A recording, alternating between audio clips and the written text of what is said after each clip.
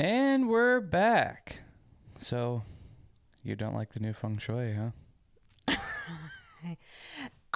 I normally like when we rearrange, but I know for me, like, it does take me a second to get into it. Like, as much as I'm a person that craves change, there are some things where I'm like, yeah, but that's not what it looked like. Or, like, that's not what I'm used to having it be and see every day. But it's not even even if I don't like it, is this the best space, like, efficiency that it could be? And I start to second guess that. Like, is this the best way to use the space? Yeah. I rearranged the bedroom, which is funny because Carly and I used to do this all the time. Like every 2 months, it seemed like. It was just so much fun. Try to find new ways. We have such a small bedroom here that's like, I feel like this is the only other option. Oh, yeah. But as far as efficiency, like, I feel like it is the most efficient with the space, how it is right now.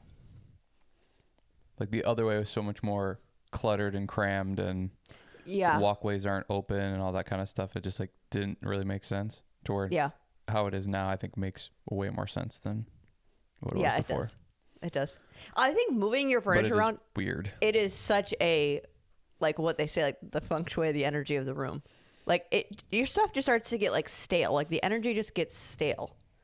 That I think when you move it around, it's like you're moving cracks around, you're moving different energy around, and, like, you're also able to clean under things that you normally don't. So, like, overall, just feel like the air is pure. Yeah. It's very weird. I had a bunch of weird dreams. I had a dream that we went to, like, go get a massage. It ended up just being like a 2-hour workout. I was like, what the hell? When the hell is the massage? Like, this is ridiculous. I was so pissed. I had a dream because I was doing the my facial massage. Mm-hmm. We were sitting in the recliner last night, and I was like, does this even do anything? Like, I see it work on people, and more so, like, I just like how it feels on me, but, like, I don't know. I'm like, is it actually doing anything to the fascia, like the tissue? And I had a dream that I saw a picture of me, like, from back in high school, and my, like, eyelids were, like, drooped, and I'm like, they definitely don't look like that now, so it's working. Keep it up. But I think that is true. Like, I have seen throwback pictures like that pop up on my Facebook memories, and it is like, I feel like my face is doing this. Oh. To where now it's more. Oh, you think so? Yeah. That's cool. Yeah. Yeah. Maybe it's in my head. Maybe it's how I'm doing my makeup. That could be also. Well, yeah. But I feel like even without makeup, it is this. Yeah. Well, you're working on it a lot, it seems like. Yeah. I mean, it's a daily habit for you now. Yeah, and it does. It feels good. I'm noticing less tension headaches. Like, I would get them, like, right here and right here, because I'm, like, just holding that all of the time. Yeah. So I'm like, okay, well, even if it's like, I'm not having that annoying, lingering, weird, like, very faint pain, but it was enough where I'm like, I feel like I am just squeezing my face all day long. Well, and even just common sense wise, you do have muscles in your face, and to never work them or to never massage them, there's no attention put towards it. Like, it's just going to do what it wants to do. Just like if you don't put any attention towards the rest of your body, it's just going to adapt to whatever you are doing, which if it's sitting on the couch and not doing anything, then you're probably going to get flabby and, like, it not be toned muscle and that sort of thing. So it's like, why wouldn't it do something or be the same thing? Especially when it's like, you can't lift weights with your face. So it's like, what you can do is just, you can do that. Contract and relax. And yeah, I mean, you can work the muscles. That's, like, part of, like, the exercises that I'm doing. Yeah. So, like, I am working out my face. There's no, like, face curls you can hook a weight up to. No. I guess you can't have resistance, but, like, you are able to tone the muscles of your face. Yeah. That's just by contracting and relaxing. Yeah. Doing it over and over. It's like body weight exercises for your face. Yeah. Pilates for your face. There you go. New YouTube channel. What was I going to say? Oh, I wanted to look up why, like, doing any of the like, because you said your skin was like reacting to it. Skin meaning like, I'm guessing you were getting like the red splotchies. Well, it was just, I was pushing on, like I was doing it just in the chair for 2 seconds. And then like, because there's so many lines of it, I was like, my skin, like I was just getting red lines wherever I was doing it. Oh, so it wasn't, because like when I do it, I get like red, like splotches. Here, let me see that. It Or, like, wasn't really red splotches. I could do it for 30 seconds on my arm and it'll show up. What I did notice though, like it felt like my feet were like all of a sudden, you know how when you go on like a long walk and then you sit down and it feels like, I don't know if there's like blood rushing to your feet or whatever. It felt like that. Here are 2 things that I think we should start doing. Oh boy. To add to our regimen of already way too crazy. And maybe this is a good like summer habit to get into just every once in a while. Because like, you know how I was doing like the lymphatic drainage. Yeah. But especially after you watching that cancer podcast. Yeah. And I know at least through other people that I've listened to. Yeah, that's not really what I'm talking about. Just pushing too hard. Like that a lot of the cancer cells could be also, which I guess if you're saying in, what's the word? What's it called? Inflammation. Like if the inflammation connected to your lymphatic system, that was I have learned through other people that I don't remember the exact connection with your lymphatic system to cancer. Like maybe it stores there easier or something if you're not draining it out. But like getting into that more, I'm still doing, but also doing like having your feet up more often. So this is just 2 things that I should start doing. No. You already do both of these things. Well, that's what I'm saying. Like, I think we should both get in the habit of doing it more because I don't do it a whole lot. But the new thing that I was going to talk about was getting back into the Popping bubble wrap. no crabs. Okay, again, story you're not going to find funny, but I have a little girl in my 3 to 5 year old class. And at the end, we do an obstacle course for motor development. And we do the blue mat, and I help them work on somersaults or rolls or whatever. And 50% of the time, she'll just come up to me and go, I'm going to do hula girl. And she'll just face me, go across. I just dead stare you in the face. Yeah. And then the next time around, I'm going to do crab. Again, faces me. And just rolls across. I'm like, okay, whatever. I think your dad should do that. See if he gets like the feeling in his feet. Oh. Every time I do that, I like my feet start to almost like I feel my feet. Interesting. I don't have, but going Not back like to the feet, pulsing, that's what but like triggered that thought for me, is getting back into the pressure points on our feet.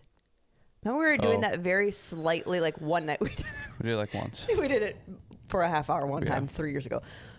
But getting back into that, because I follow this new Asian lady, of course, on Instagram. They're the best. And because we were just in a sauna, I'm going all over the place, in Chicago. And I'm like, man, the amount of, when we lived in California, we lived in a more Asian populated area. Mm-hmm. And going into the sauna with all these Asian ladies, and the things that they were doing in there, I'm like, what is happening? They're bringing leaves in there. They're slapping themselves. Like, they're rubbing themselves down with weird things, like bringing brushes in. And I'm like, what is this? Well, they would slap their face and, like, do it all over and, like, bring other things that they would hit themselves with. I'm like, what in the world? Mm-hmm. And, like, doing raps. Well, after educating myself further, I'm like, I should have been in on this deal. Like, I should have been doing this. But there's this Asian lady that I follow who she does like the dry brushing every single day on her legs. Cause she's like, especially as you get older, your circulation is trash. Oh. Like, you have to keep that up. And she does a lot of foot pressure points. Mm. And she's like, not necessarily a reflexologist, but she just is educated on it, or it's maybe just passed down information. I don't know. Yeah. That sort of stuff I'm always very curious about, like, especially with the feet thing. It's like,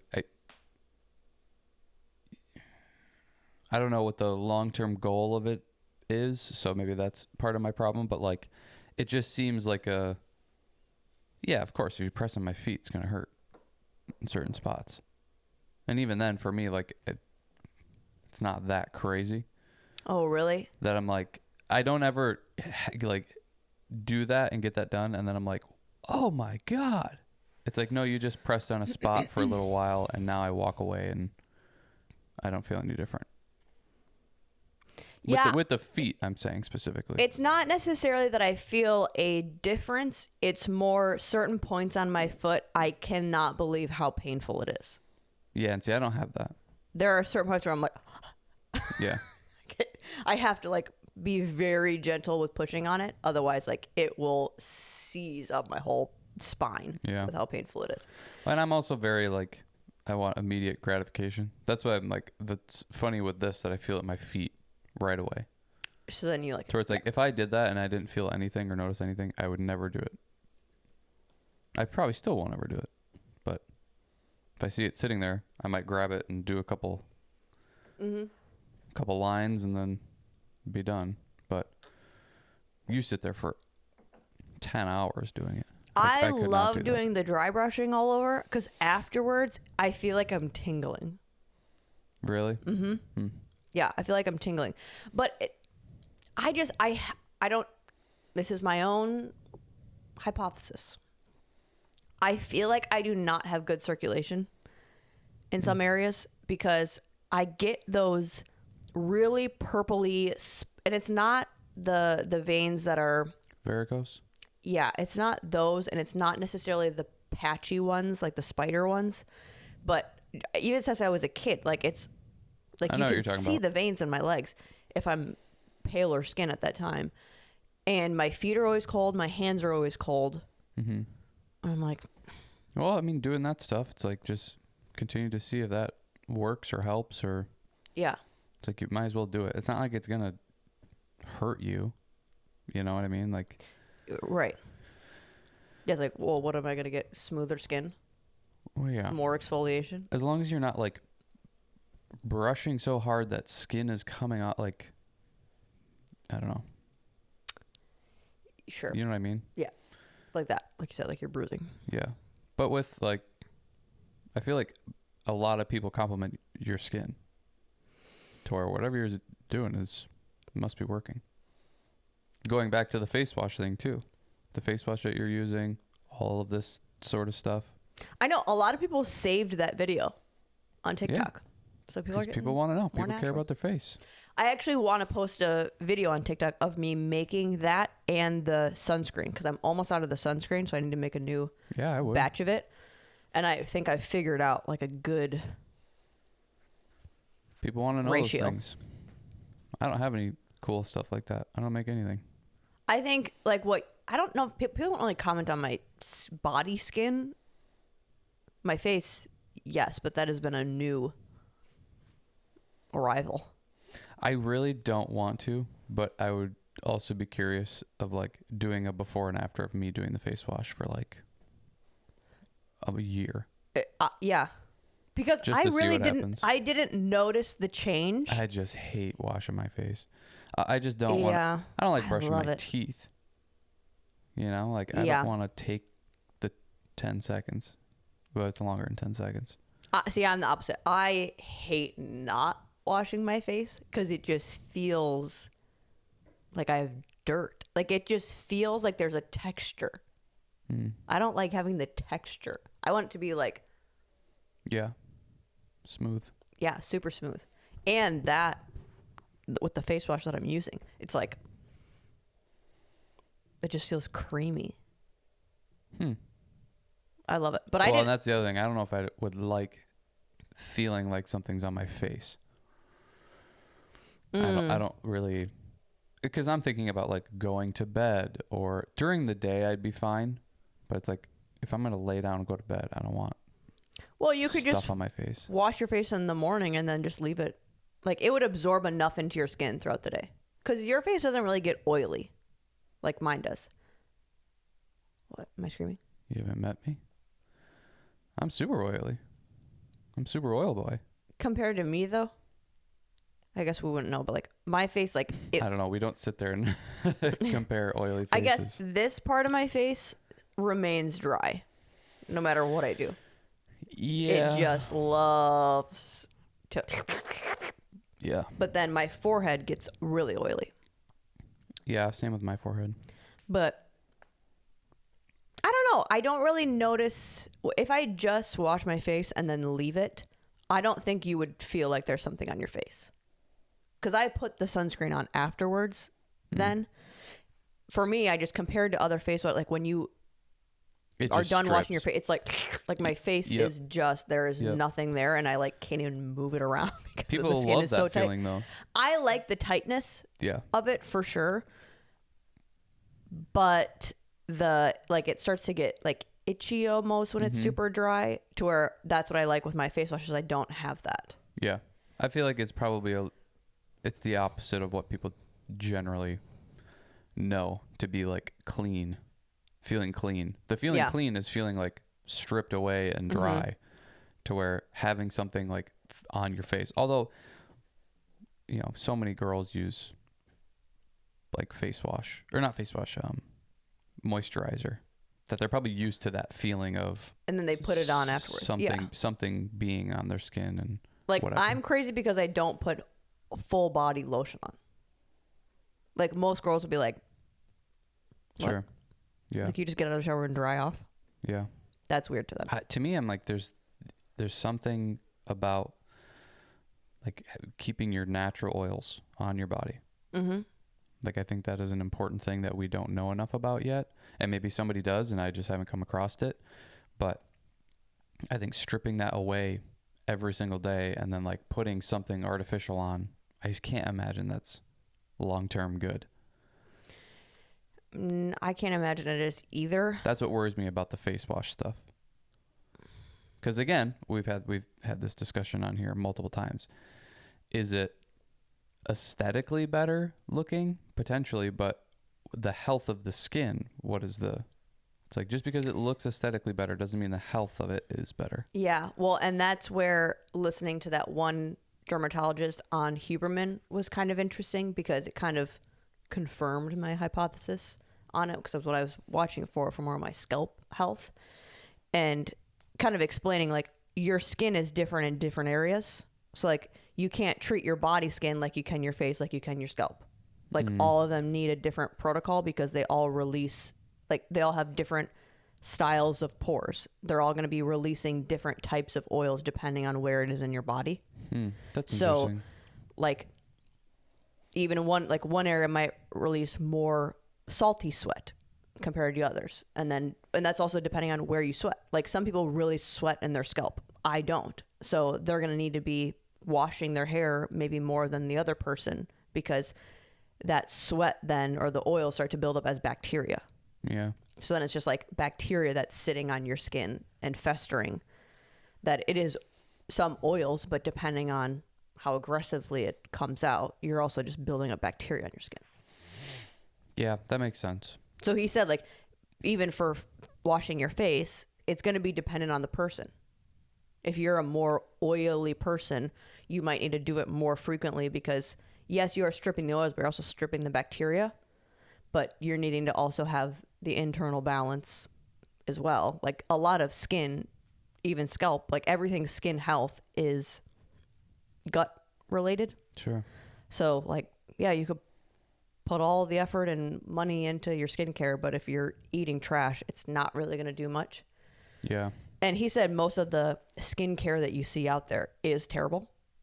And he said most of it is also just water, or like 50% water. So you're totally wasting your money. Yeah. And that's when I changed the formula of my face wash, because I was mixing half water with the soap and then a little bit of oil. And I completely took out the water and just did 50-50 of the, yeah, you already posted about castor it, but the castor oil and then the Dr. Bronner's. Yeah. Well, and that was much better for me. So then I wonder too, like if the face wash that you use probably wouldn't work for some people too, because of the type of, you know, whatever oily skin they have, or non-oily skin, or whatever they're needing. It might not work No, nothing is a cure all for everyone. Same thing like when I focused on the dry scalp and getting shampoo and conditioner for that, it started getting better. Like I don't have the itchy scalp anymore. I don't like I was getting like scabs because of how dry it was, and I was itching it and getting cuts basically on my skin. It's like I'm not having that. Well, and that's what I wonder even with the face wash though, is like if you just cut it different. Like you're doing 50-50, maybe somebody has super oily skin, they need it more washed, so or like more stripping, so they put 75 soap, 25 of the castor oil. You could just change the ratios and try it that way. Yeah, I think playing with it, it also is like the sourdough. Like it depending on your environment as well. Yeah. Like, well, yeah, if you're in like up north during the wintertime, it's dry. Yes. So you probably need to have more moisturizing than usual.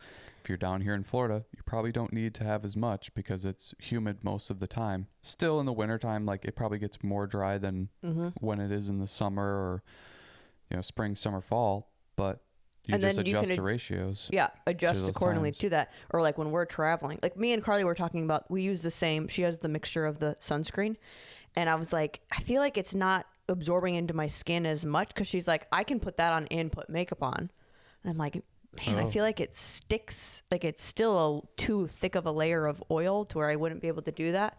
But that's when I was doing it here, to where it's like, well, yeah, I'm like getting a steam room all day. Yeah. When we it's humid. Here, it's like you're living in a steam room, to where when we were traveling, it would suck it right in. Yeah. So I'm like, okay, maybe I need to have an at home and a travel version. 2 versions. And even when we dry were version, humid version. Traveling, what I started doing is I would bring just coconut oil, and in the shower when I was all wet, I would put my whole body in coconut oil and then let it dry. So like it absorbed. The way you said that just seemed like you have this big vat of coconut oil. I put my whole body. You just sit down in coconut oil. You go into it and you come out of it.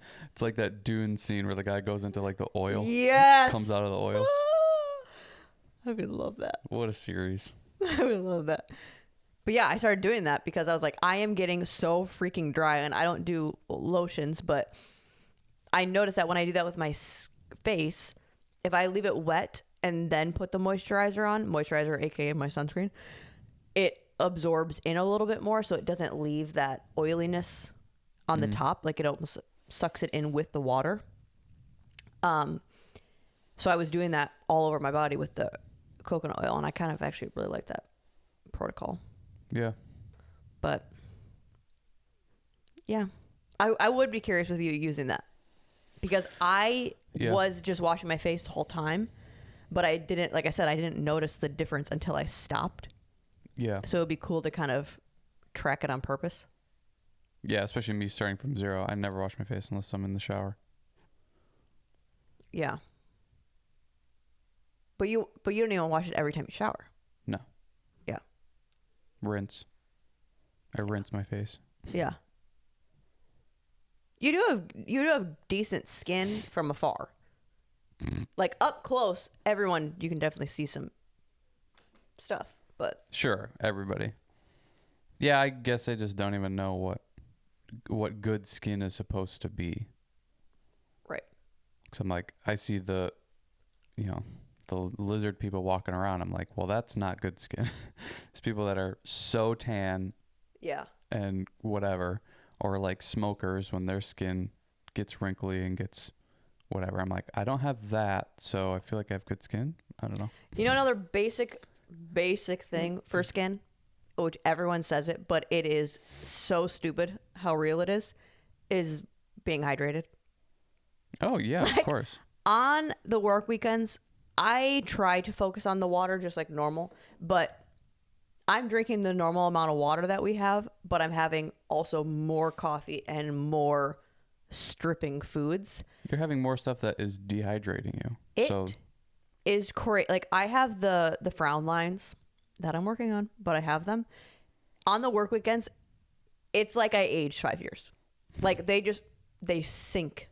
Oh, the frown lines? Yeah, because sure. I don't have the hydration to plump my skin out. Sure. Like all of my stuff just starts to look, and the dark circles underneath my eyes get worse. Like my skin just starts to look deflated. Why do they call them frown lines? It doesn't look like you're frowning. That's something that I am conscious of. Actually, I don't know if they're frown lines. They're maybe called smile lines or marionette lines. Do you know what that is? Marionette, no. I don't like them though. You know what? Something that I am conscious of though is the mouth, like the outsides drooping down. The jowls, yeah. Not really the jowls, literally just the mouth. Where like that's what I would think is frown lines. It's like people that their mouth. Oh, maybe that is. Maybe I'm getting confused. Looks like this. Yeah. Or like bulldog. Yeah. That I'm conscious of, especially when I see people. I'm like, oh shit. So I'm like trying to like naturally hold a. Yeah. Almost not like a smirk. In a way, like I'm trying to hold the sides of my mouth up because I don't want to look like I'm pissed all the time or sad all the time just from my natural form of my face. I really notice that when we're going on the plane and I'm like, man, everyone just looks sad. Like, because their mouth is drooping like that. Yeah. Which I don't know if that is a lack of talking or if that's how people are sleeping, if that is connected to the food. Like we know with processed food you start to get that like sunken in chin situation, but I'm like, yeah, I'm seeing a lot of that. There's exercises to do to work on that Lack of smiles. if you want any of them. They're not smiling enough. They don't have enough joy in their life. Yeah, that's something I do not want to have, but that's about as far as I'll go. Oh, yeah, that's one of those. Now I know what a marionette is. It's like one of those things you hear that I don't... Yeah. That should give you all you need to know. For the audio listeners, sorry, you don't get to know. Yeah. Look it up. But yeah, those, and then same thing. I wanted to work on that as well because I was like, oh, my mouth is... I want my face to just be in this direction, not this direction. Yeah. I want everything to just be going up. And then same thing with the underneath. I would like this to be tucked. Yeah. Crazier. Do you know what to do for that? Yeah. These. The favorite one. Those. Whenever I see you doing that, I'm like, she's possessed. The pressing your tongue to the roof of your mouth and then doing that, or doing the swan. Man, if there's a fly on the wall, the crazy oh my shit. Gosh. I'm normal compared to you. The crazy shit that you do. When there's no one in the gym on the weekends, I'm doing that on the treadmill when I'm walking. I'm doing all of this. Somebody walking by in the window is like, what the? Especially the There's tongue ladies one. walking. Especially the tongue one would be crazy. Yeah, the tongue one is ridiculous. Would be crazy. I mean, and it's ridiculous looking. It probably does, like, it's working stuff out. I'm not saying like it's a waste of time or it's, fugazi, but it just looks crazy. I'm multitasking. I am walking, getting my steps in. That's how I've been warming up, and I've been working on because I do it in socks. So I'll work on my foot alignment, foot spread, and then also tucking my hips under. That was crazy before my leg workout. That was kind of cool. Like really thinking about engaging and like pulling up. I feel like I was activated deeper. And then I also do my things. Speaking of feet, we have a coworker that his feet are just... They are... It's insane. I would like for him to get reflexology to see like if he has a lot of pains and knots, because they're so muscular that you would have to think there are some knots in there. I mean, I would say he probably doesn't, because his feet look like they are what it's supposed to be. It's like everybody's feet is so narrow and smushed now because of the shoes and stuff, which my thought is he probably dances so much and is barefoot constantly that, and throughout pretty much his whole life, that he has like a crazy toe spread, and like his feet actually come up and out. And yeah, it's ridiculous. I would send say, a picture of your feet. Yeah. I would so say you can put in the pod. I would say he probably doesn't have any knots in his feet because it's actually his feet are correct. I should, by the way, text him, take a picture of your feet, send it to me. Yeah. He does it with no question asked. I feel like the people that's like, you got to see him live, but it's like, you got to see him in person. Crazy. Yeah. If you just get a picture of it, it's like, yeah, okay, his feet are wide, but it's the thickness of it that's crazy that too, to me. like the top of his foot, just like the top to the bottom, is just a thick piece of meat. It's like his feet have been working out for his whole life. And it's like they definitely have been. Yeah. And then they're spread too. I wonder what shoes he wears. He just wears regular shoes, I'm pretty sure. He's just barefoot probably so much, yeah. That much more. Man. I wonder if he's in the Texas one. I'll just take a video. Yeah. Foot. Yeah. Again, no question. Not explaining at all.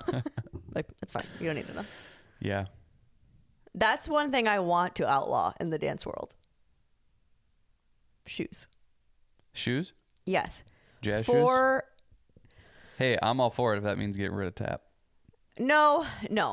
I think for styles where, see, and this is where it gets really in the weeds, because I would say for hip hop, they need to have shoes on. Yeah, you can't go barefoot hip hop. And same thing with tap, you obviously need the shoes, but for ballet and jazz, where you're putting shoes, like either we need to make new versions of these shoes, like the jazz shoes, the jazz really and ballet shoes. We need either new versions of those shoes or ixnay them, because especially ballet shoes, the bottoms, like, have you ever seen a pair of them? Like the bottom part of them? I've seen. Not only are they like so wrapping around your foot like a sock, so they're sucking it in. Yeah. But the bottom, where like the sole of it is, it's not a complete platform. Like, it's like half of the size of the shoe. Yeah. See, that's what's tricky though, is then, especially for performances and stuff like that, that's part of the aesthetic, is the shoe. Okay. Yeah. Yeah. Which, correct. And like kids that are also training in point, like that is point is simply terrible for your feet, but I get we're not going to outlaw that. Yeah, it's part of the culture and part of the thing. Great. But then I think there needs to be a balance. Either we need to create a different shoe. So coffee for kids and new ballet shoes is what my next business venture is going to be. I don't know. You should do a face wash thing. Or I'm just like charging $2 because like it's 2 ingredients. Yeah. And both these ingredients are very cheap. We could have different variations. You know, human face wash, dry face wash. Winter, spring, and fall. But call it like rainforest. I think up North Wisconsin. there needs to be more of a variance of when the kids are training. Like, you don't need to be in shoes all of the time. Yeah. See, this is such a hard conversation though. It's like the best way to get good at what you're doing is to practice what you're doing. So if they want to be good in point, they have to be wearing point shoes. If they're going to perform with ballet shoes, they should probably be practicing in ballet shoes, because that's what they're going to be using when they perform. If they perform barefoot the whole time and then they got to wrap up these small shoes on themselves and then try to do what they've been doing for 6 months or whatever, it's just, they're going to be uncomfortable then. But then can you split class up differently to where when you're at the bar, no shoes? But if you are rehearsing a dance, which is very rare that you're doing a ballet dance with the kids. Like, most ballet classes are technique only. Like, you are just taking a ballet class.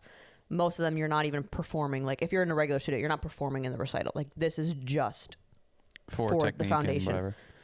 So, yeah. Or like, even when you're maybe coming to the center and you're going across the floor, okay, then maybe put the shoes on. But if you're at the bar for 45 minutes, hey, you don't really. I'm all for it. I'm just thinking that's a huge change.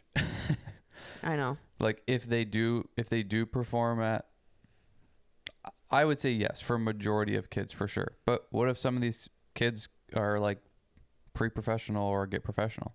Professional is not changing. out of ballet I know, shoes. and that's what stinks to me is like the kids that are training the most in that style, they are wearing those shoes the most. They are the ones that have, like, their anatomy is jacked. It's like, that's why you can only dance until you're 30. Yeah. Because dance is damaging the structure of your body because we're doing stupid stuff like this. Oh, yeah. And I get it. It's a part of the culture and the history, and that's what we were brought up. This is the attire. It's a respect thing. Like, you wear this to respect the craft. But again, question what we're doing. Yeah. Like, yes, we have been doing this for centuries, but it's also for centuries damaging our bodies. Yeah. Well, and centuries ago, if you focused that much on ballet, you were going to be a ballet dancer. There probably wasn't as much competition. But even now, the kids that, I mean, I've worked with kids like with Alea. It's like she was going on that track. So it's like she was training in ballet majority of the time. It still is like, can we, even from a tiny standpoint, or even if it's like the studio where we're like, these kids are not going to be doing that. None of these kids are pre-professional or even going to be taking the ballet track. Do we need to be doing that? No, yeah, I agree. I think for most people, and you could do that at your own studio where it's like, I'm going to care more about this kid's health and anatomy and what is going to help them further on, which is like being barefoot and not being wrapped up in these small shoes. It's like, yeah, or can that be once your foot is developed, then we can start introducing the shoes? Because are these ballet shoes, they're not really shoes, right? They're basically just like felt that ties around your foot. Or is it actually a shoe that you slip into? What are we talking about? Ballet shoes or point shoes? Ballet shoes, it's like... Point, I'm like, you can't fuck with point. That's literally what you have to wear. It will be terrible regardless. Do I think you could put a heavy emphasis on strengthening the kid's feet prior to? Yes. Yeah. I also think... that is also naturally going to do it. That needs to be like just a non-negotiable. But you're also just like on your toes in a scrunched up little box. Like, it's terrible. It's terrible. Yeah. No, the ballet shoes, they're either like a canvas material or a leather material. But most of the time, I think for older kids, it's going to be a canvas material. But it's like a... Are they like a shoe where you slip into it? Like It's already preformed? Yes. Or is it like just opened? No, it's a shoe. Because I would almost say that's how you can make it different, is it not be a shoe, it just be basically a cloth that then because they always have like the ties on the top of it, or like the crossing pattern of the string. Yeah. That I didn't know, but it's like, why not just have it opened up and you basically take that and tie that around your foot? I think the actual box part, just like shoes, would need to be larger though, so that you're actually getting the spread, and the underneath part would need to be the whole width of the shoe, which to me doesn't make any sense why it's not. I'm sure that there's a reason, but it doesn't make any sense to me. But that's what I'm saying, is you don't even have the box part. You literally just have a cloth. Say it's canvas, and it's just open faced. And then at the end of that cloth, you have this, like, it comes to a triangle, and then there's strings on it, and you just fold it around your foot and tie it. And then something similar for the back too. You could have it come up like behind the heel or something like that, and then tie it around the thing. Because with the ballet shoes, and then you could still have, a little pad on the bottom of it or whatever if it's needed, but you're still somewhat keeping the aesthetic, but also it's sized to however wide your foot is. You're not slipping your foot into something that's going to hold your foot. Yeah. Like scrunch your foot. Yeah. It's just putting like cloth around your foot. Yeah. Because those ballet shoes, you're basically barefoot anyways. It's just your foot is scrunched. Like, they're basically nothing. They're not like a shoe. Sure. They're very. It's like, it's just material. It's not like a fabric. It's just a fabric. Yeah, it's just kind of fabric. That's like, you could just have it that way you don't have to slide your foot into something that's going to constrict it. You just have something that wraps around your foot. Yeah. It's like what do they call it? It's like an ace bandage. You just put an ace bandage around your foot. Yeah. And then, but you could have it pink and then have the little ties so it looks ballet-y. Yeah. Yeah. So it's just like, we need a rebrand. We need to restructure what the normal shoe is. That's what I wonder with all sports, like with cleats and that sort of thing, especially for track and field, it was always almost like get a size smaller than you usually wear. So that thing is tight. Yeah. I'm curious as to if that is actually making you faster or not, because you're not able to use like your full foot to strike the ground and stuff like that. Like I don't know the science behind that of speed and striking the ground and all that kind of stuff. Or even with, you say football, there's more than just speed that goes into it, cutting and all that kind of stuff. Like, does a wider foot base help you plant your foot in the ground more, less rolled ankles, a little bit more traction? It might reduce speed a little bit because there's so much more material. And maybe speed is correlated to having like, I don't know, less space hitting the ground. But especially with all this foot stuff that we've gotten more into, and like I pretty much only wear barefoot shoes now with a wide toe box, that I'm curious as to like for runners and for everything, for sports and everything, is like if we designed cleats and shoes more to that, obviously it'd be better for the foot, but would it be better for performance, I think is the question. Because like you don't want to take away performance. You're going to have to like suck it up and put the point shoes on if you want the performance. Right. Or you're going to have to suck it up and put the cleats on that are tight to your foot and, constrict your foot from spreading and all that kind of stuff. And that's where I think it's different with dance compared to sports, is dance is so much more. Like the repetition is so much more. Like you might, even if you're in a sport, you're at practice for 2 hours every day or something. It depends on what age or what level you're at. But towards like, for most people that go from like kid to high school and then they're done, you're probably at an hour practice, hour and a half, maybe. Yeah. High school, when you get to high school, it's probably like an hour and a half. In a day?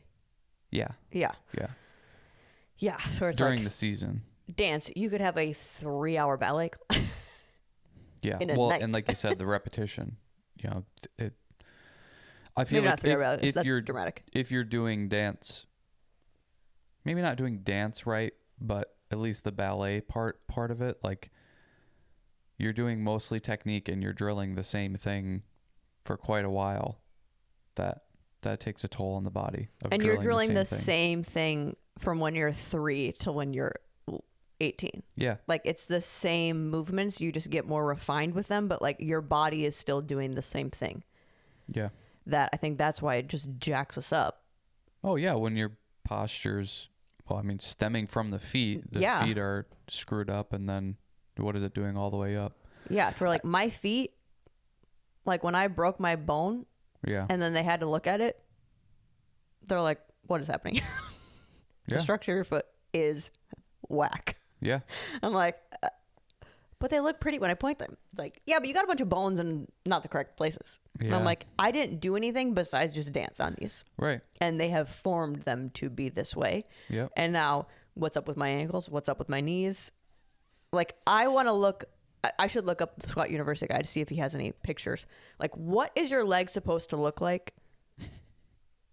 Like I put my leg up on the counter. What is it supposed to look like? Because mine is like, yeah, it's not straight. Yeah, I get what you're saying, but it's hard to tell too because of the like the muscle and the fat in your body distorts how you look at it. Like it's the X-ray that would probably be the most definitive of what's weird and what's normal. Which we got some X-rays on our upper body, and it was It was a struggle. Not great. It was not great. It wasn't terrible. We each just had a couple points. Yeah. Mine, my neck. My whole body was like this way. Yeah, there's a little jerk to the side. Yeah. My collarbones was like, Yeah. and my mouth was like, Yeah, you had more points than I did. yeah. Or I just don't remember all mine. Mine were just so obvious together. Mine were like, oh, that's kind of weird. It's like, oh, your whole body is tilted. Yeah. But who cares? Yeah, I don't know where to go with that.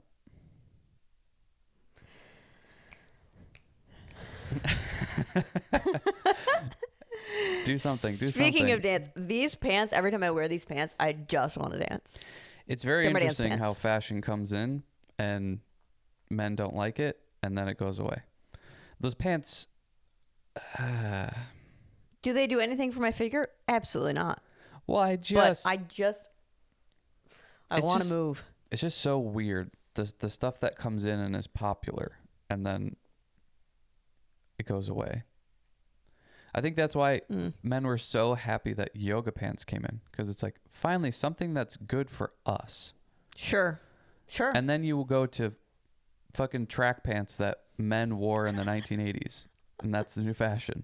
We start wearing boy clothes. You were literally wearing track pants with like a very formal top. When I put this on, I was like, I need to start doing this. Like, this is a cool combo for me with like the over dramatic earrings. I'm loving this. And Yeah, maybe I've been just watching too much Emma Chamberlain. You have been. And she's like, this, she puts the most wacky things together. She's like, it's kind of cute. I'm like, you literally come up and you go, what if I wore this? And it's Emma Chamberlain dressed like a nun. No, that was crazy. That was more like, could you imagine? This would be such a joke if I started. But the problem is you're only like one tier down from that. Okay, because I wore one dress that was actually appropriate, and everyone's like, "What are you doing?" I like that dress. I do too.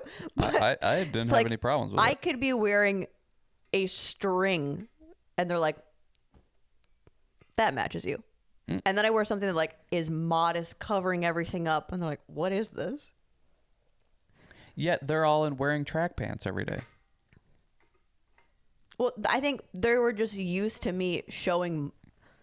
I wear more show it clothing. Feminine, whatever. Like, I wear more like you can see every part of my body clothing, to where I was covering everything up. That's just not in true. A cloth. I mean, yeah. I guess I wasn't pulling a Sophia that one day. I hope she listens to that. But I just don't get it. Great, fashion's stupid. It's so dumb. Yeah, if you don't get it, you don't get it. It's not that I don't get it. I 100% get it. I get it too much. I get it to the point where this is dumb and we're lying about how it's cool. No, that's what I don't like about it. When fashion comes in and it's like, oh, that's actually cool and aesthetic, like it looks aesthetically cool. I don't like when it's like Kanye's wearing something. Everybody's like, God, he's a genius. He's like, no, he's an idiot. No, and all of you are just as dumb for believing that he's this fashion icon. Well, it's like when we walked out of the store and there was a homeless man walking in with a dress coat and no shirt on and like black, basketball shorts. Yeah. And we were like, we know that this is a homeless guy, but if we were in California, we'd be like, is that the richest guy in the store right now? Yeah. You wouldn't know. He's an artist. Yeah, it's like that would be. He paints or he makes music and. Yeah. He just got out of a Rolls Royce in a jacket with holes in it and no shirt on. Yeah. And he can purchase the store. Yeah. But it's clearly a homeless guy here.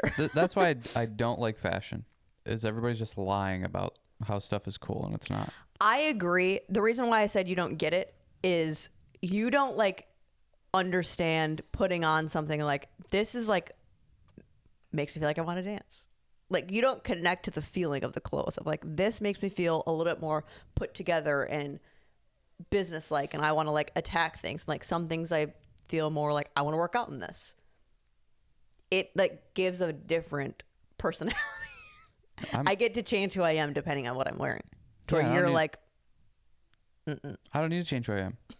I'm always ready for a sport, and that's just it. Yeah, but that's the vibe that you like to sit in. That is the reality that you like. Yeah. I grew up playing dress up. Yeah, I did not. I got to change depending on what I was wearing. So you have multiple personality disorder. I'm fine with that.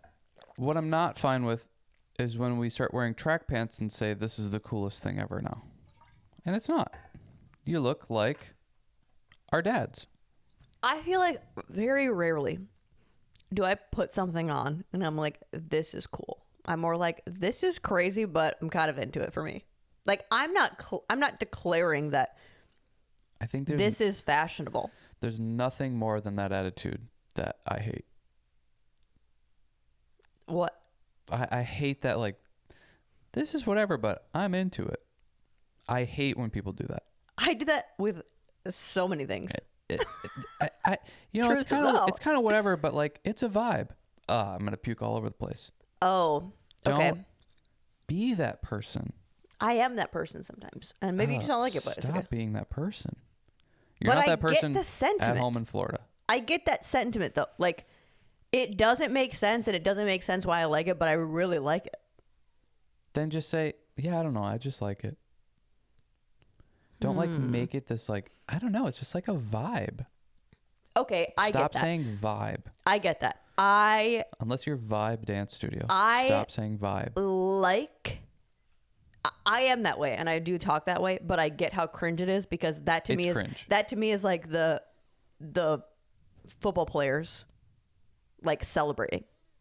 Yes. I'm like, this is disgusting. Yeah. It makes me. It's cringe. It's so cringe. Anytime a guy is excited about something like that, or like, I wanted to bring up like a fantasy football do you think you could do an F1 with fantasy football? Like the same thing, like fantasy F1? Yeah, I've been trying to get people to do it and they won't do it. Okay, cool. Is it cool, or are you just saying? No, I'm saying like, I thought about that this morning. I was like, oh, wonder if they could do, because I was like, you haven't really been vibing fantasy football. Vibe. You haven't really vibe been. Is not my vocabulary. You haven't been getting jazzed about. I don't get jazzed. You haven't been enjoying fantasy football that much. I don't take jazz class. So I was thinking, oh, I wonder if he could do it with F1, if that's a thing, or if that world like doesn't do that. No, you can. It's just there's not enough people in my circle that watch or care about F1. It would be you and my dad. Yeah. That's it. Just him and I. And I don't know how fun that would be, but but like, and trust me, I've tried to get people into F1 and they just can't care about it. But like, when you guys talk about fantasy football and then in the way that you talk about it, I cannot be more. So then here, I want to crawl into a hole. Yes, that's obvious. What about just talking about football? It's how you talk about it. If you're talking about it like you know what you're talking about, I need to leave the room. Like, it depends, I guess, on your context. Like,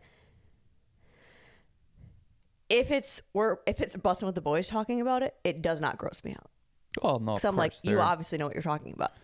But if it's just that's what's funny is they couple of dads, or like, I get that. I don't know. I get it. I don't know. If you're like, they should have done this, or like, this was crazy because they should have done, like, I think there is some wiggle room because maybe I don't know anything about football. So maybe there is some validity to what you guys are saying. But as soon as you start talking like you are the owner of the team, or like you have some stake in this because you were in the team meetings, it just, I think it makes me cringe because, and maybe it's the same reason that, well, I don't know. I just think saying like, that's a vibe or whatever, it's just so girly and weird. So I could see why that's gross. The football thing, again, sexist. Here I go again.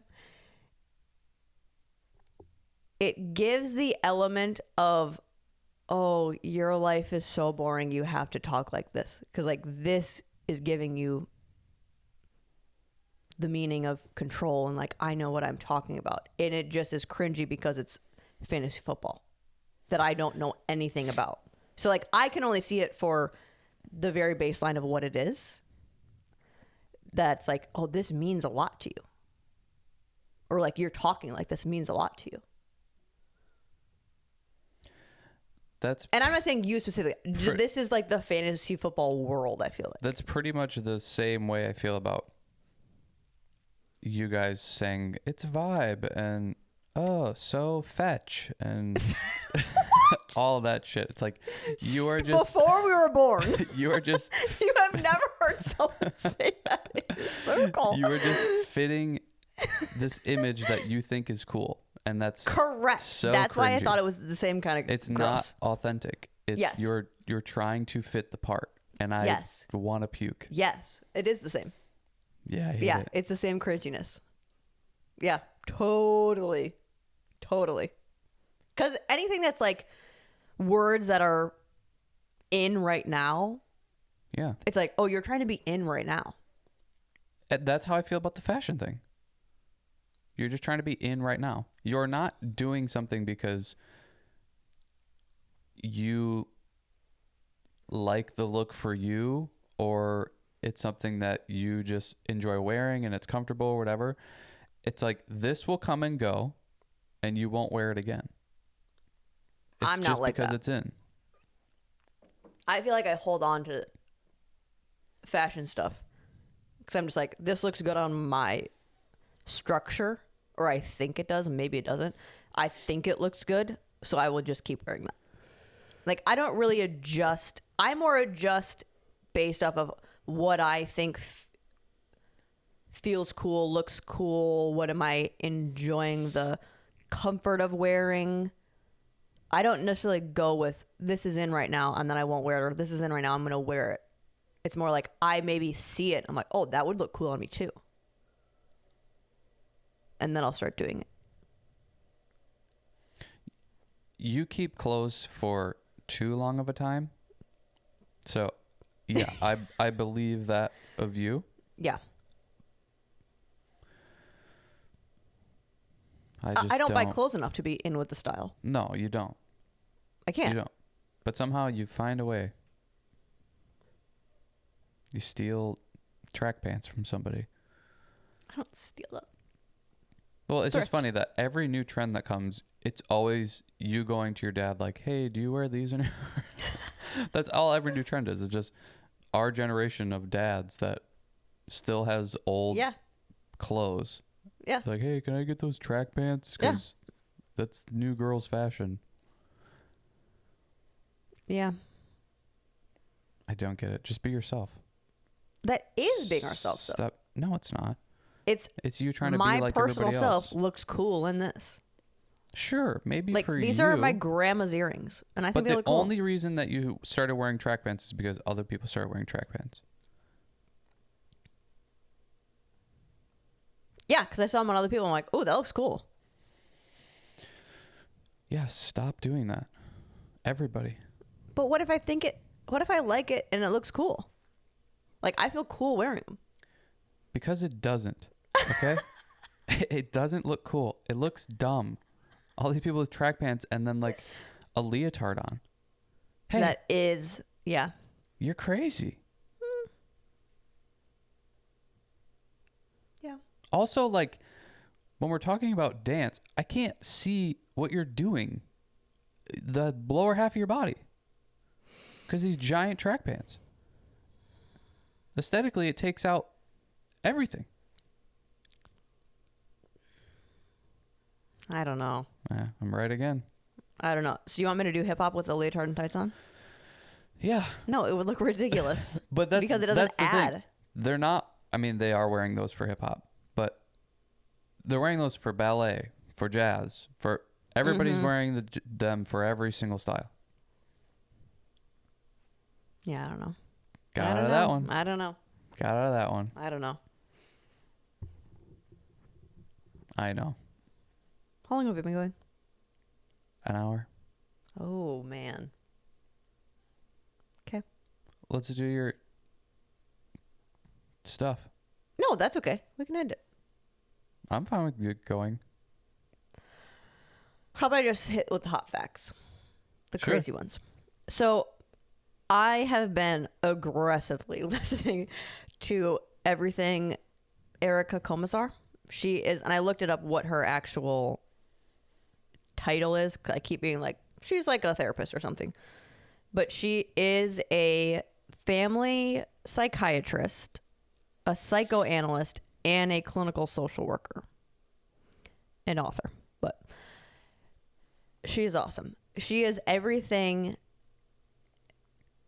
kids, so I am in it. But she was on Mind Pump that I listened to, and she was on is it Diary of a CEO? Mm-hmm. That one. I've also been reading some of her blogs and listening to on other podcasts, but I think if you're going to, I recommend either of those two podcasts, not some of the other ones. More so just because the other ones, I don't think they interview her great. But she kind of lays it out to where she makes you feel like you are very important as the parent, which I think is cool. Like, she definitely lifts the extreme importance of you being there and you being there in certain ways. And she's breaking down, this is what we're seeing in society now. This is why. And again, I think I like it because it goes back to nothing is random. Yeah. And one of the things that she talked about heavily in the Mind Pump one was, she's like, have you noticed that mothers nowadays are noticing postpartum depression a lot more, and noticing that they aren't loving being a mom as much as like they used to claim to, and they aren't really doing the traditional things of, they're not breastfeeding, or they're struggling to breastfeed, or they're struggling with infertility. And again, going back to, it's not random that over 2 generations, or it could have been longer than that, but she's saying like the speed of this, it shows in her practice that it's been around 2 generations, that the way that we are not just diving into motherhood. And she claims too, before social media, like everybody wants to say the social media thing is why kids are weird. Oh, yeah. And she said like, she's noticed about 20 to 30 years ago is when a lot of these, her patients have changed. And so much so that she started actually doing research studies on it, because she's like, am I the only one? Like, is this crazy? Is this just a regional thing? Am I just getting all of these patients that are having these problems? To where now she's able to have a research study of 0 to 6. These kids are now around 6 to 7. So she's able to kind of see a little bit of the long term once they get into the adolescence phase, what the damage is. Mm-hmm. But that we're disconnecting so much from being a mom that it's changing our biology ever so slightly, that she's like, it is real that moms are having postpartum depression a lot more, and they're having this disconnect from motherhood, and they're not having the feeling that everyone talks about of just like overwhelming love and protection, because over time we have changed our hormonal makeup when it comes to being a mom. That's also where then the behavioral issues, the mental issues with kids is becoming more rampant, because we're not having that connection with our, she calls them your attachment figures. And I just was kind of obsessed with it. But some of the crazier things that I thought was interesting, one was that there is, and this is where it's, she says controversial, like there is such a difference between what the mom offers and what the dad offers, that it is not everyone can just be everything and do all of the things. Like, she's like, the dad plays such an important role in the way that he shows up being a male dominant figure that the mom cannot replace, and vice versa. They did a study on, so like the hormones that we release, females and males are different, and they gave more of this, I think it's called like vasopressin, which is the release of like more of the masculine portfolio of hormones, from what I remember. Don't quote me on that. But they gave that to females to see, okay, well, the male in the child's development, their role is to have them try new things and test out more aggressive behaviors. And aggressive behaviors as in, you're going to push the boundaries a little bit more, and you're going to test things out that are, are maybe past your limit, but you're going to see how it goes. You're going to climb on stuff. And yeah. You're going to basically just push the boundaries of your physical and emotional limits. That they gave that hormone to the females, and it did not translate to that. It just translated to more cortisol release and more stress in the female. Like, it didn't even translate to the kid really at all. It translated more like mom doesn't have her shit together. Yeah. And then they gave the more nurturing hormones to the dads, and what they were already doing just became heightened. Yeah, they just want their kid to push the boundaries even more. Even more, yeah. Throw them higher up in the air. And That's like, they just went super dad mode, and not in a positive way, because then they were misreading what their children were ready and available to do. Yeah. That they weren't able to. Dad is the one that pushes the boundaries, has you go for things, and then mom is there to go, it's okay that you didn't get it. Or like comforting when it doesn't happen, or comforting when things get scary. Dad's supposed to push you into the scary things, kind of.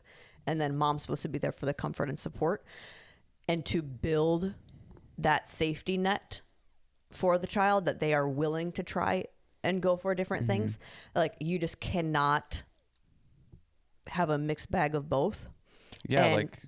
I feel like the example is like stay-at-home dad early on in the child's life. It's like, it just doesn't seem to go well, because the kid needs the mom with the nurturing and all of that kind of stuff. And dad is kind of there just to, like she says, like, dad's kind of just the kid's main buddy for a little while, especially early on. And then once they like get to toddler or whatever, it changes a little bit more. But like, dad is pretty much just kid's best buddy, and not really quite dad yet even, which I thought was funny. Well, and that's what she said, is like, from kind of like 0 to 3 is like, this is the phase of you hunker in. Setting like, everything up.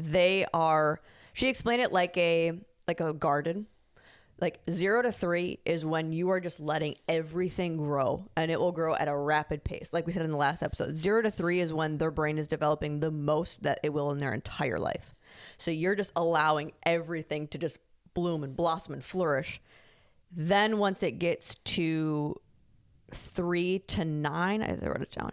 Yeah, 3 to 9, the garden is still growing, but it's at a much slower pace. And then 9 to 18 is when the garden is all fully grown out, and now you need to prune it up. Think about that. 9 to 18 is when you need to start pruning. 9 years old. Yeah. You know how much we have our fingers in the child's life so early on? Like that pruning type of thing, or being super corrective and all that kind of stuff before 9. Yeah. And she was saying the pruning, it's a behavior thing, but it's also on a cellular level of, we need to, like, the wiring isn't fully connected yet. So we need to go, this wire goes here. This is how you think of this. This is how we handle the situation. This is how you create these behaviors. That if you don't do that, she said it could be just as damaging as if the garden didn't grow at all. So like, you're building it up, but then you have to go in there and clean it up.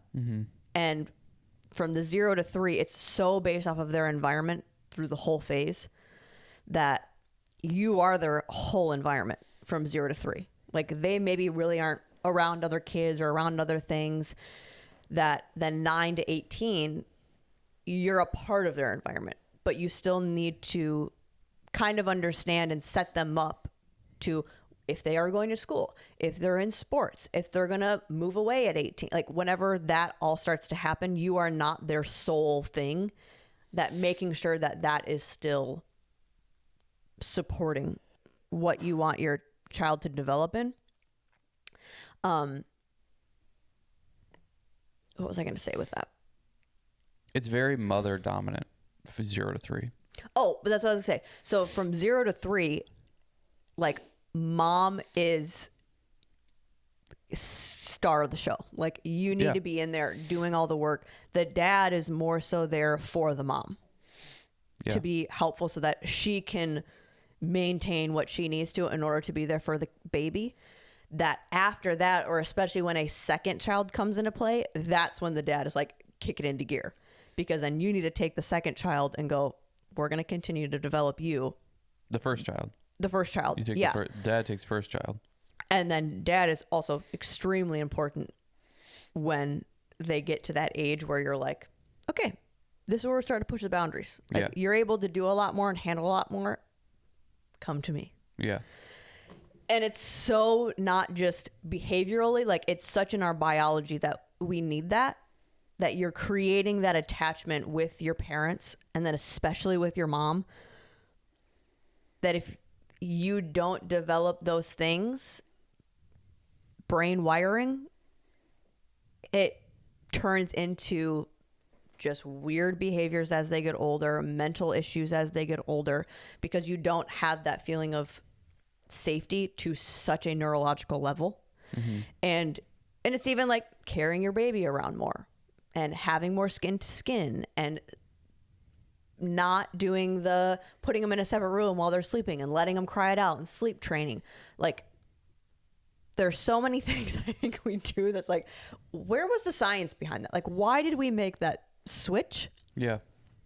And she breaks down just kind of all of the craziness of that. And like, she thinks daycare and preschool is It's too damaging our she's like, from 0 to 3, they need to be with mom and dad all of the time, and then after that is when you can start very slowly sprinkling these other things in, but like for very minimal time. Yeah, like a couple hours. Yeah, like it's not an all day event.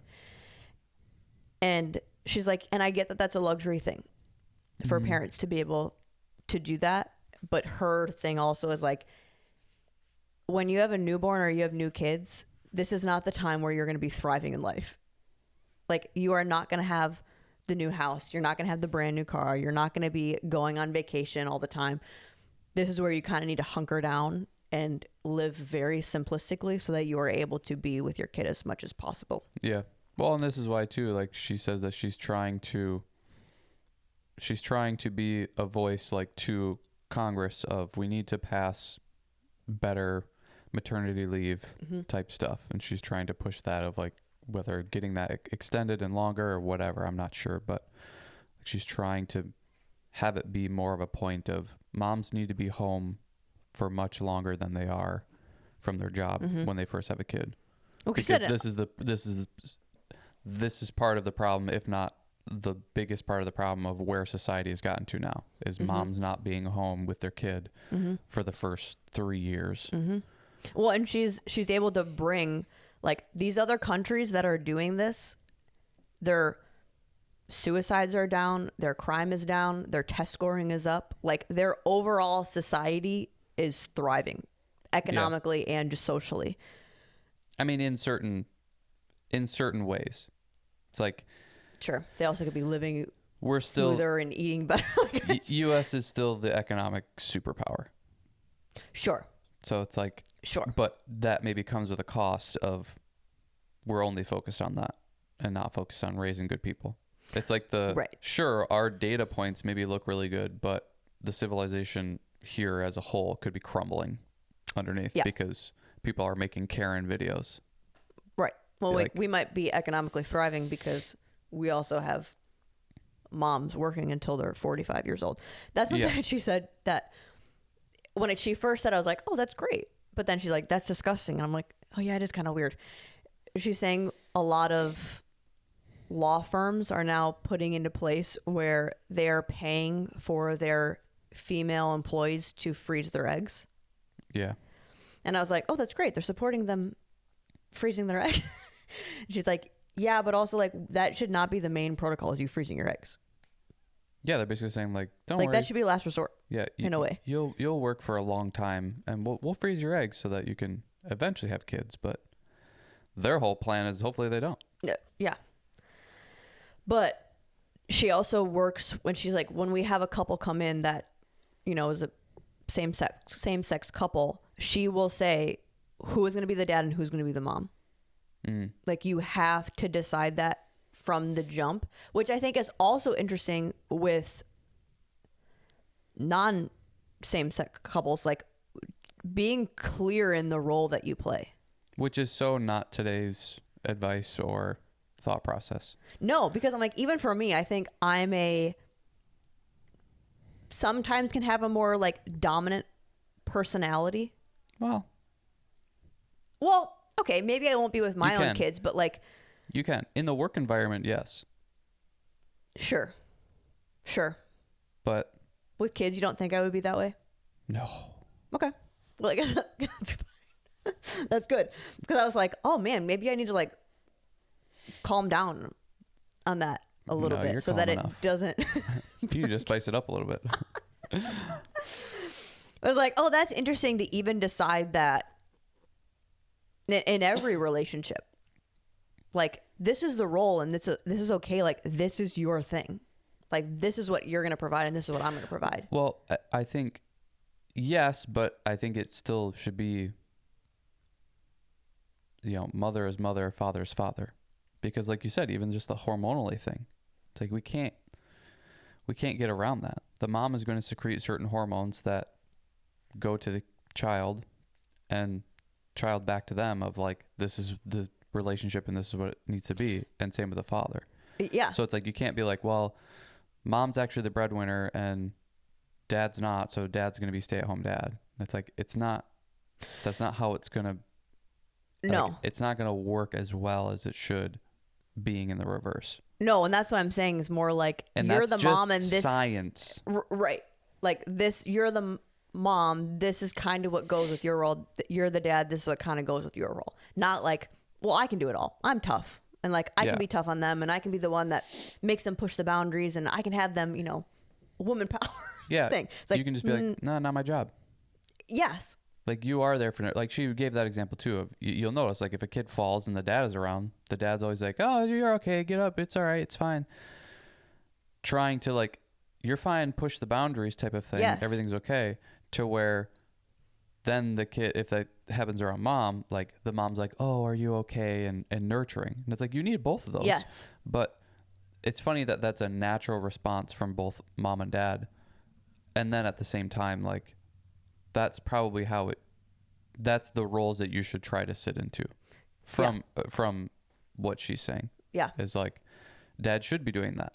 Dad shouldn't be like, oh, are you okay? Oh, every time the kid, you know, goes on one knee, basically. Well, and that was another thing that was relating to society now is women's understanding and feeling, like actual feeling towards being a mom isn't the same. Like we're not experiencing the same thing. And then the same thing with dads and divorce rates. She thinks that this could be a connection because there are a lot more like dads that are aggressively involved and have to be involved because the mom is wanting to like still be this pioneer in her career. You know, she might just be making more money. Yeah. That financially it makes sense. One being it's these younger couples that are committing to each other and going, well, you said that you were going to be the working breadwinner and like, and as the female, like you're going to be the one that's providing and we discussed that, but now we have a kid and you're feeling like you want to stay at home more. And they're like, that's not what I signed up for. Yeah. Like I signed up for, you're the one that's making the money and I like you because you're the one that's out there and crushing it in your career. Which, could you imagine? Like, I just couldn't imagine. That to me is so lazy of the male. Sure. Like, But it's how society has changed. Like, we have somewhat we've pushed it. Pushed it to that. And celebrated. And I'm that not a little bit. I'm not saying that like women shouldn't be doing that or be that way. I'm just coming from the male perspective. Like, you're not going to do this because you said that she should be the breadwinner. And like, to me, I'm like, oh, you just don't want to work. Like, you don't want to go make money. Sure. You don't want to push the boundaries. Yeah. It's like, and one, are you going to step up in the way that a child needs? And I'm sorry, but it's just not in your makeup. Yeah. Like, you can try the same way that a mom just has to try less to do that. Like, it is just natural. It's so natural.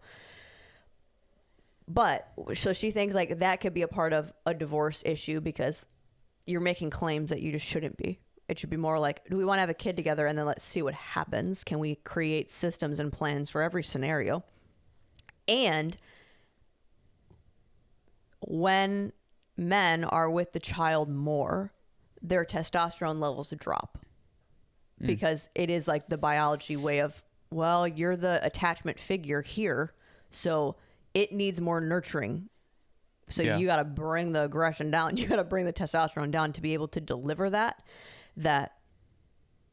Then what comes with maybe lower testosterone levels, what that reads to a female is like, meh. Yeah. So then like they're like, well, I don't really want to be with this guy either. Yeah. But I'm like, oh my gosh, it's validating what I have already been feeling about it, but I think it also celebrates going back to like, yeah, you being a mom is awesome. Yeah. You being a parent is so awesome. The love of being a parent, the love of motherhood or whatever. Yeah. And like, it's so freaking important. Yes, it is. What? It's a pet peeve of mine. People saying things that are important? No, just this like, yes, we all know being a mom is important. We don't need to hear about it 24/7. But the reason I'm saying, my mom said that she was important for being a mom. This many times. Because she knew that. And she didn't need validation from everybody else. And I'm not trying to say it right now in the respect of validation. I'm more saying like, people, we need to get our shit together. This is important and you're not treating it as such. You're trying to get the validation and you're going, oh, I did this today, so I need to be exhausted all day, or I need to talk about it. I need to talk about how hard it is. And even what she is saying, she's like, if our biology gets corrected, or like if we're treating parenting and motherhood as such, she's like, you as a woman especially, you are designed to handle this. She said, even with the sleep deprivation thing with having kids, women are more equipped to handle that than men. Like we do better with less sleep only in that. Like if you're not a mom, you can't, you're just the same. Like you just suck with no sleep. But the hormones that are released and everything when you have a kid is better to be sleep deprived. It's like, that is more what I'm saying is like, get your shit in order so that you can do this in the way that is the most crushing it. Yes. Yeah. Like the health and stuff, the health, fitness, all of the things that we don't take seriously enough. That's more what I'm saying. This is so important. Treat it that way. I agree. Yeah. I agree. We do it in there's just too much of the seeking validation and, you know, being a mother's so hard and I'm so important and all that. It's like, yeah, but we were built for this. Just do it. Just do it. And it's like the celebrating. Don't celebrate. Sure. Just score the touchdown and then move on. Sure. Like, we get it. You're a mom. It's hard. We all know that. It's obvious. It's been said to us for millions of years. Yeah. I don't need to hear about it every single day. And I think that's a practice behavior then. You're practicing dwelling on how hard it is. Oh, yeah. Versus like, well, yeah, it's supposed to be This hard. is what I signed up for. You're building a human into supposed to be uplifting society. It should be hard. Yeah. That should be the hardest thing you ever do in your life. Yeah. Physically, emotionally, mentally. Like, this should be the craziest thing that you do. And then keep it to yourself. Okay. Yeah. I don't need. Yeah. Like, be your own validation. Well, and that's what she was kind of saying. Is like, people being like, "Oh my gosh, this is difficult and whatever." And she's like, "Not everyone should be parents." Like, she's like, if you broke down, like, if parenting was a job description, she's like, it will challenge you the most physically, mentally, and emotionally. You will get very minimal sleep. It will test everything that you know about the world. Like, the job sounds terrible. Like, all of the things, but then you also have to tie it up, but it will be the most fulfilling thing you ever do. But all of this does come with it. And if this doesn't sound like something you can buckle up for, that's okay. Yeah, and people don't think about that. Know what it is before you get into it. Yep. And know what you need to sacrifice and know what you need to be selfless with for the rest of your life. Yeah. About. Yeah, the idea, it used to be like, once you have kids, it's not about you anymore. And that's just not the sentiment about it anymore. It's like, I'm going to have a kid and be a boss bitch and work 50 hours a week and I'm going to do it all.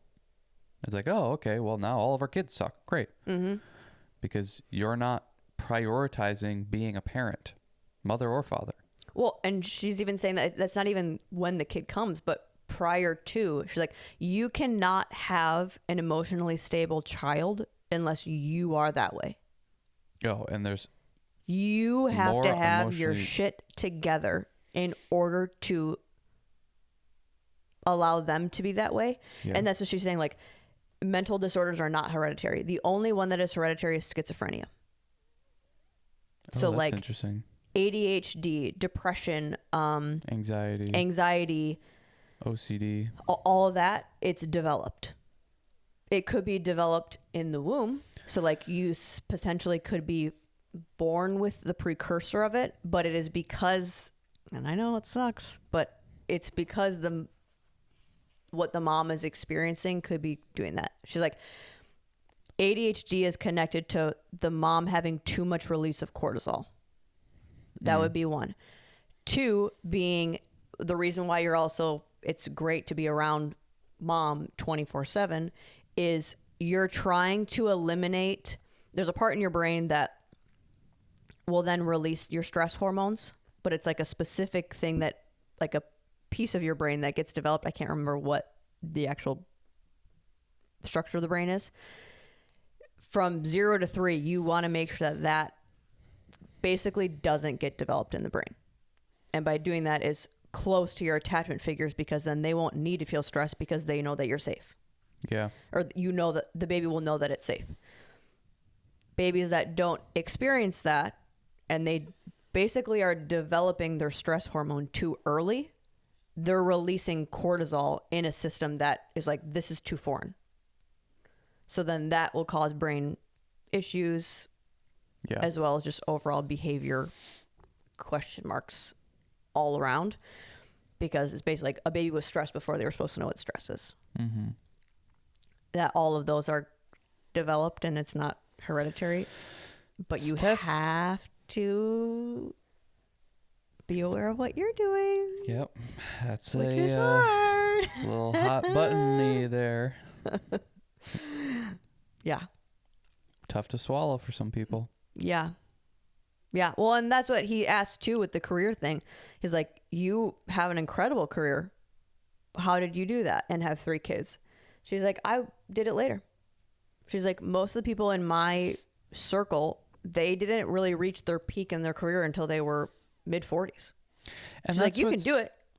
She's like, you have your whole life to have a killer career. You have 35 years, maybe, to have a kid. Oh, right. Well, and then you got to raise the kid. And that's pushing it. Yeah. And I think that's what's hard. I mean, especially being like our age too, we're pushed and told so much that life is short and you need to build the career before you have kids because you need to be established and set up. And that's just kind of a never ending, well, I'm at this part of my career and I want to get a little bit higher. Or I want to get a promotion, or I want to do this, or I want to do that. And there's the financial aspect of it too, of like, well, I want this situation when I bring kids into the world so that they're safe and comfortable and whatever. Like, I want to own a home. I want to be married. I want to have this type of job making this much money so that we can have safe vehicles and go to good schools and all that kind of stuff. But that seems to pair in comparison to like just being home and being a parent. Mm-hmm.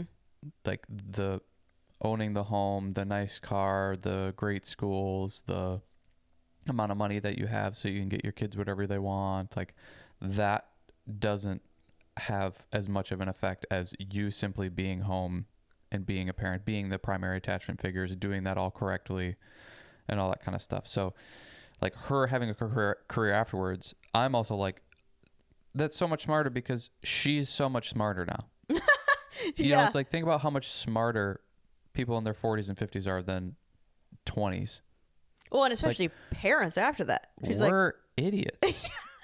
And we're doing a podcast. We're dumb. We're dumb as shit. It's like, we shouldn't be talking, period.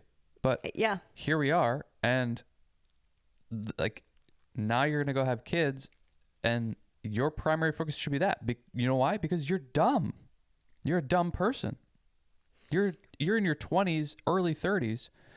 You're like maybe a third of the way there. Mm-hmm. Done with life. Like you've only learned a third of what you could learn so far. It's like, you're an idiot. That's 33%. That's an F. You failed. Yeah. Like, you're dumb. So your primary focus should be the kids when they come out, because you're not smart enough to do anything else. Because like your biology is helping you there. Yeah, exactly. And you then need it's more like, worldly knowledge. Once these kids are a little bit more grown up and a little bit more self-sufficient, you can start to push the work thing more when they don't need the primary attachment figure as much. You know, because they're in that 9 to 18 range or whatever, and you're pruning now rather than being like this, you know, emotional support thing all the time. Like, yeah, it's just, it makes more sense in that way, but we haven't set up society and we don't do it that way. It's like, you gotta be backwards, you gotta be the big time lawyer right now and then have kids and try to fit your kids into your schedule. Like, that's life. How do you fit your kids in your schedule? It's like, no, the kids is the schedule. Everything else is, how do I fit that in? And I know we can end it, but that was another thing that she said where I was like, people are not gonna like that. She said, you can't be there for your kid when you want to be. Like, your kid designates when you are going to be there for them. Like, you're on your kid's time, not your kids are on your time. And she said, she's like, what I hear a lot of my patients saying is, I'm not with my kid a lot, but when I am invested in them. Like, I am giving them quality time. She goes, no, there's no such thing. Yeah. She's like, with children, there is not a quality over quantity. You need quantity and quality, but you need a shit ton of quantity. She's like, you're sitting there with them while they're doing their crafts or playing on the ground or whatever, and not like, well, I'm on my phone and I'm listening to you. Like, I'm scrolling on whatever and you're here talking to me. Like, no, you're listening to them. You're talking to them. You're having one-on-one time. She's like, you need to just give them time and you need to be invested in them whenever they want it. That you are their servant. Yeah. And I'm like, oh, people are not going to like that. No. People are not going to like that. No. But it's like, yeah, it's about the kid now. 100% of the time. Yeah. And she said, because the people on Mind Pump, they're like, okay, well, the pushback on that in conversations with people is, well, you're just feeding into your kid and you're making them weak and you're giving them everything that they want. Like, you're kind of making them thinking that they're the center of the world. And she's like, if you develop those traits then, of you're there for them, you're with them so that they feel safe and they're not releasing the stress hormones. Tests are done already where those kids are more resilient emotionally later on. It's the kids that didn't get that they're the ones that Demand something happens and they're like, I can't handle it. Yeah. That's where the anxiety comes in. That's where the depression comes in, because you didn't get that functioning and the developing when you were a baby or when you're 0 to 3. You didn't get that one-on-one time. That those are the kids that struggle when they are in that adolescence phase and then early adulthood, because the tiniest thing they can't handle, which is what societally we are seeing. It's the smallest things that are crumbling us. Yeah. It's like, you're not creating resilient kids that way. Yeah. What it does, it seems reverse. It does, but it also makes sense of when you get it early on, you don't need it later on. And you're building you the tools. You trust it. Yeah. Yeah. Yeah. Okay. Cool stuff. Cool stuff. All right. See you later.